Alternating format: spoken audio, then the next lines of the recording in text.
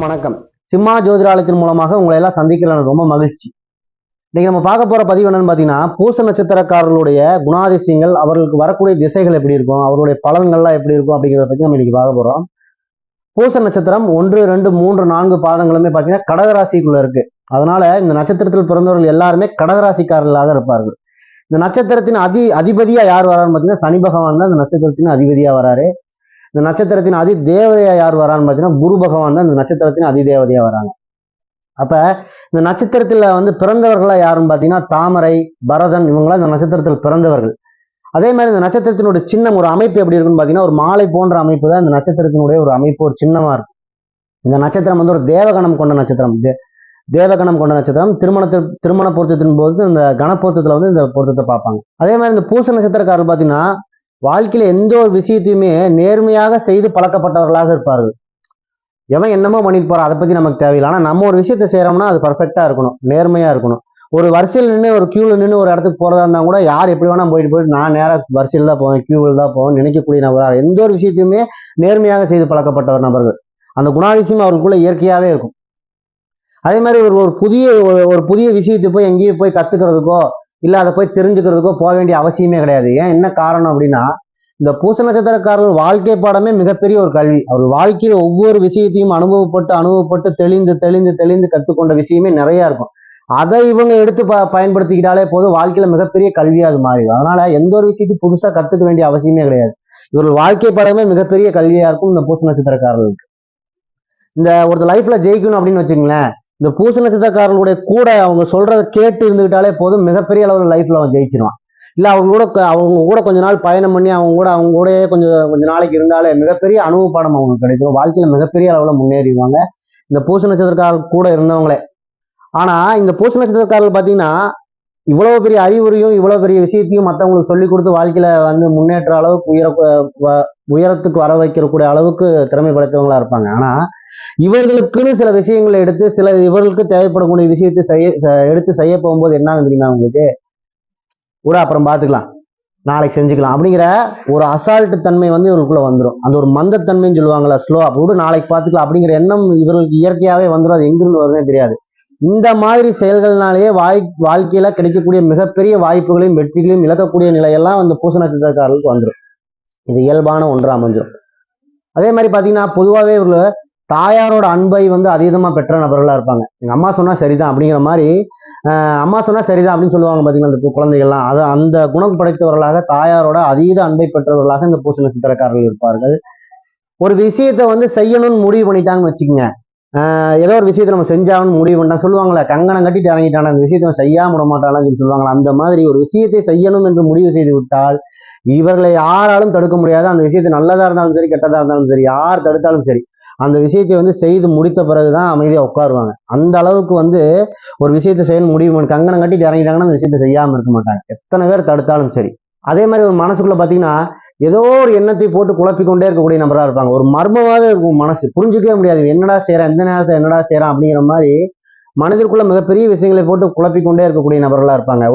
ஒரு சமுத்திரம், ஒரு கடல் எப்படி இருக்கும், அதுக்குள்ள என்ன இருக்கு, அது என்னெல்லாம் செய்யும், அது எவ்வளவு ஆழம் இருக்கும் அப்படிங்கிறது யாருனாலையும் புரிஞ்சுக்க முடியாது. அது மாதிரி இவர்களுடைய மனதையும் யாருனாலையுமே புரிந்து கொள்ள முடியாது. அந்த அளவுக்கு மிகப்பெரிய கற்பனையும் எண்ணத்தையும் போட்டு மனசுக்குள்ள குழப்பிக்கிட்டே இருப்பாங்க. எந்த நேரத்துல என்ன செய்யறான்னு யாருனாலையும் புரிஞ்சுக்க முடியாத அளவுக்கு இவர்களுடைய மனது இருக்கும் இந்த பூச நட்சத்திரக்காரர்களுடைய மனது.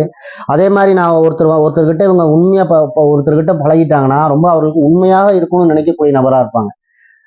அவருக்கு ரொம்ப நம்பிக்கைக்குரியவனா நம்ம இருக்கணும், அவனை ஒரு செகண்ட் கூட நம்ம ஏமாத்திடக்கூடாது அப்படின்னு அவன் மனதில் ஒருத்தர்கிட்ட பழகிட்டாங்கன்னா அந்த அளவுக்கு அவங்க கிட்ட ரொம்ப டீப்பா பழகிடுவாங்க. அவர்களை ஏமாத்தணும் எண்ணமே அவர்களுக்கு இருக்காது. அந்த அளவுக்கு ஒரு நம்பிக்கைக்குரியவனா பழகுவாங்க பூச நட்சத்திரக்காரர்கள்.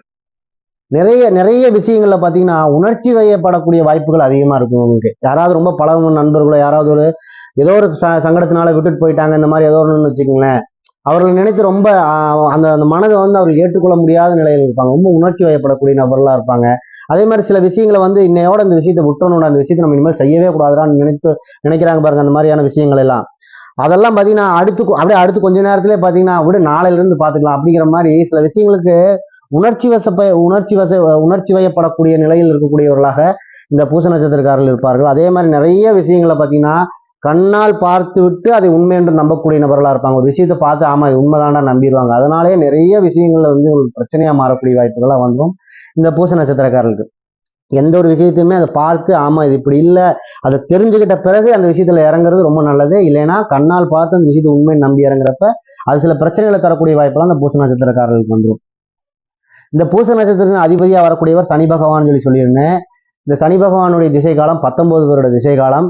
இதுல நம்ம வந்து ஒரு பொதுவா இந்த பூச நட்சத்திரத்தில் பிறந்தவர்களுக்கு வந்து ஒரு பாதி வயசு எடுத்துக்கோ, ஒரு 10 வயசு வரைக்கும் எடுத்துக்கணும் வச்சுக்கோங்க. 10 வயசு வரைக்கும் ஒரு சனி திசை கிடக்குறாங்கன்னு வச்சுக்கோங்க.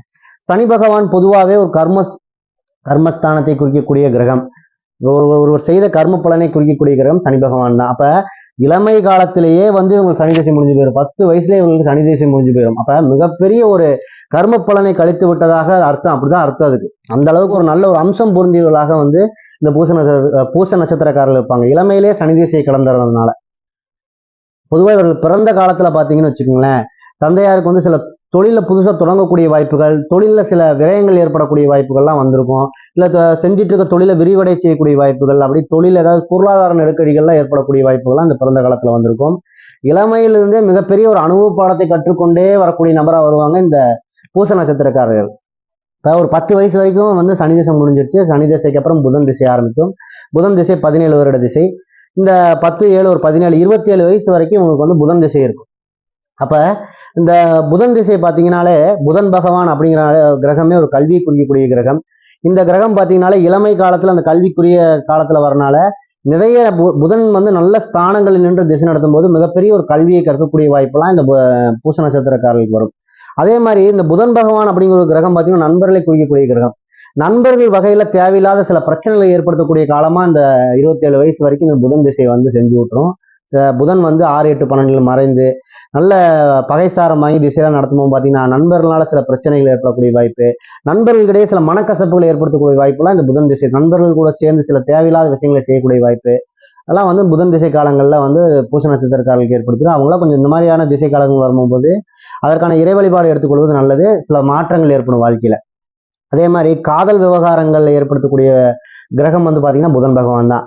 அந்த மாதிரி காதல் விவகாரங்களை போய் சிக்கக்கூடிய வாய்ப்பு, அது சம்பந்தமான பிரச்சனைகள் ஏற்படக்கூடிய வாய்ப்புலாம் அந்த புதன் திசை காலங்களில் பூச நட்சத்திரக்காரர்களுக்கு வந்துடும். இதற்கான இறை வழிபாடு கிரக வழிபாடுகளை எடுத்துக்கொள்ளும் போது சில மாற்றங்களை சந்திக்கக்கூடிய வாய்ப்பெல்லாம் இந்த பூச நட்சத்திரக்காரர்களுக்கு ஏற்படும். அதற்கடுத்து 27 வயசுல வந்து புதன் திசை முடிஞ்சு ஒரு 7 வருடம் வந்து கேது திசை வரும். அதுக்கடுத்து ஒரு 34 வயசு, ஒரு 33, 34, 35 வயசு வரைக்கும் ஒரு கேது திசை நடக்குன்னு ஒரு உதாரணத்துக்கு வச்சுக்கோங்க. அப்ப இந்த 7 வருட காலம் பார்த்தீங்கன்னா இந்த கேது பகவான் அப்படிங்கிறதுனாலே ஒரு ஞானகாரகன்.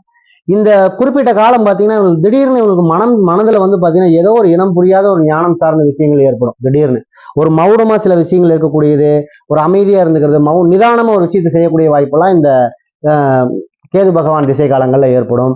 அதே மாதிரி பார்த்தீங்கன்னா ஒரு எந்த ஒரு விஷயத்துலையுமே ஒரு பிடிப்பில்லாத நிலை ஏற்படும்.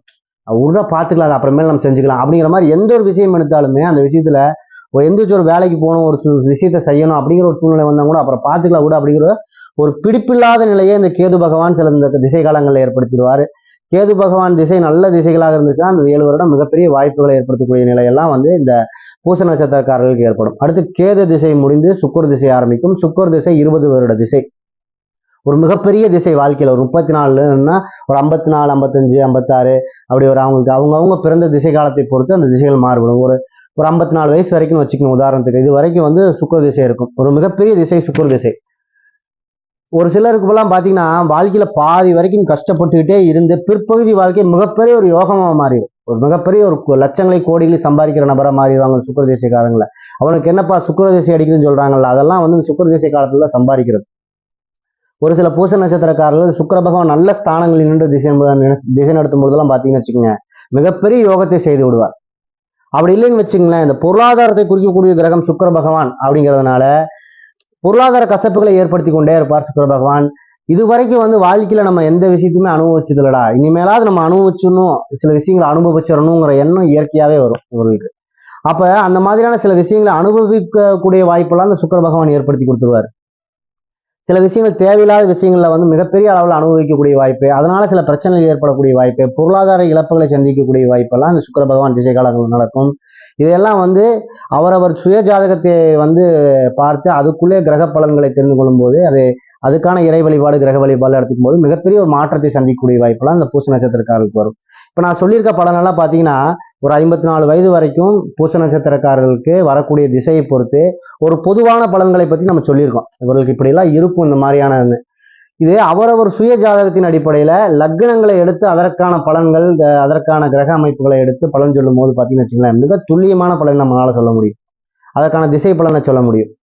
அதற்கான இறை வழிபாடு கிரக வழிபாடு எடுத்துக்கும் போது அதற்கான பிரச்சனைகளுக்கான தீர்வுகளை வந்து சரியான முறையில் நம்மளால எடுத்துக்க முடியும். இப்ப நமக்கு ஒரு விஷயம் நடக்க போகுதுங்கிறத பத்தி ஒரு 50% நமக்கு முன்னாடி நடக்க போற விஷயத்த வந்து ஒரு 50% நமக்கு தெரியுதுன்னு வச்சுக்கோங்க. இல்ல இப்ப நமக்கு ஒரு பிரச்சனை நடந்துட்டு இருக்கு, அந்த பிரச்சனைக்கு வந்து 50% அதற்கான ஒரு விஷயம் நமக்கு கிடைக்குதுன்னு வைங்க. அதுல இருந்து ஒரு 25 ஒரு 15% நம்மளால மாற்றி அமைச்சிக்க முடியும். ஒரு விஷயம் நடக்க போற விஷயம் தெரிகிறப்ப இப்போ அது மாதிரிதான் அதை மாதிரி பயன்படுத்தக்கூடியதான் அந்த ஜாதகம் என்பது முறை. அதெல்லாம் பார்த்து சில விஷயங்களை நம்ம மாத்திக்கும் போது வாழ்க்கையில் ஒரு மிகப்பெரிய வெற்றி வாய்ப்புகளை சொல்ல முடியும் அப்படிங்கிறது வந்து இந்த ஜோதிட விதி. நான் பேசியிருந்த பலனெல்லாம் உங்களுக்கு பிடிச்சிருந்துச்சுன்னா என் சேனலை வந்து ஒரு லைக் பண்ணுங்க, கமெண்ட் பண்ணுங்க, ஷேர் பண்ணுங்க. என் சேனலை ஒரு சப்ஸ்கிரைப் பண்ணுங்க. அடுத்த பதிவு உங்களுக்கு கிடைக்கிறதுக்கு எனக்கு அது உதவியா இருக்கும். நன்றி.